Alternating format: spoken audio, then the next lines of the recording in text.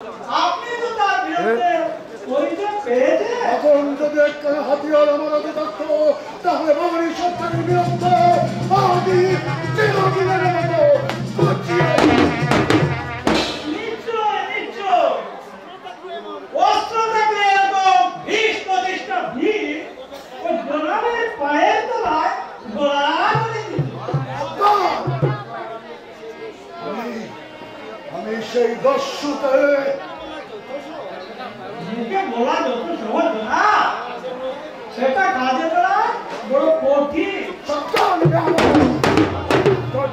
সীমা চলে যাও না। ওটা অল্প লালচু দেখাতে পেল না। আপনার দিকে বিরত তা তো দেখাই গেল।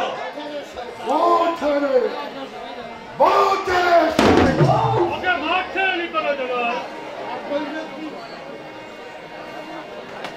আর কৈফিয়ত কি তোমাকে দিতে হবে? তা বলছি না, তবে ওকে দেখে তোমার দরদ একেবারে বদলে উঠেছে, তাই না? কিন্তু তোমার সাবধান করে দিচ্ছি বাবা, আজ থেকে কোনোদিন তুমি আমার কাজের কৈফিয়ত চাইবে না। শ্বশুর মাছ করবেন জনাব। তা তো করবো, তা তো করবো, কিন্তু প্রাসাদে ডাকাত বলো তুমিও ঘুমিয়েছিলে নাকি? না হুজুর না, তবে কোথায় ছিলে তুমি? আমাকে নিরস্ত্র অবস্থায় বন্দী করে ডাকাতরা একটা করে তালাবদ্ধ করে রেখেছিল জনাব। আর তুমিও নিশ্চিন্তে নিদ্রায় মগ্ন ছিলে, তাই না? না জনাব না, তবে দূরে চিৎকার করতে পারো না?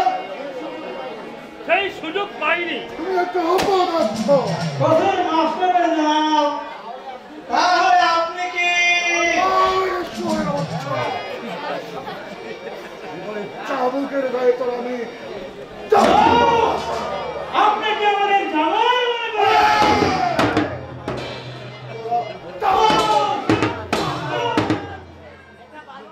এটা ভালো হচ্ছে না জনাব, ওদের ছেড়ে দিই। আচ্ছা, এখন যা। শোন, আবার যদি কোনোদিন চলে যাও বন্ধা, আর কোনোদিন জনাবের কাছে আসবি না। বেশ, আর কোনদিন আসবো না।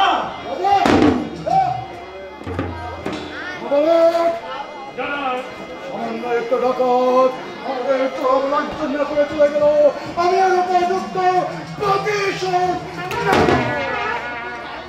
শুধু তাই নয়, ঈশার আগে জানতো তোমার দিবে, তবেই বাংলা ছাড়বো। সৈন্য সাজাও মুবারক, সৈন্য সাজাও, অতর্কিতে আক্রমণ করে ওদের কুকুরের মতো হত্যা করো। মসজিদ ভেঙে চুরমার করে গোটা বাংলার মধ্যে আতঙ্ক তাই হবে জনাব, তাই হবে।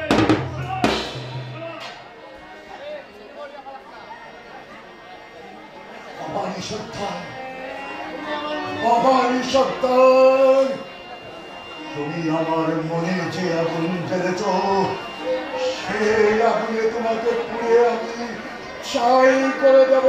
তুমি জানো না আর পায়ে পা দিয়েছ, সাপের নিচে পা দিলে কি ভয়ঙ্কর পরিণত হয়। তুমি জানো না অবানি সত্তার, তুমি জানো না এই সমাজ তোর বংশ ধ্বংস ধ্বংস ধ্বংস शाबाश का शाबाश का शाबाश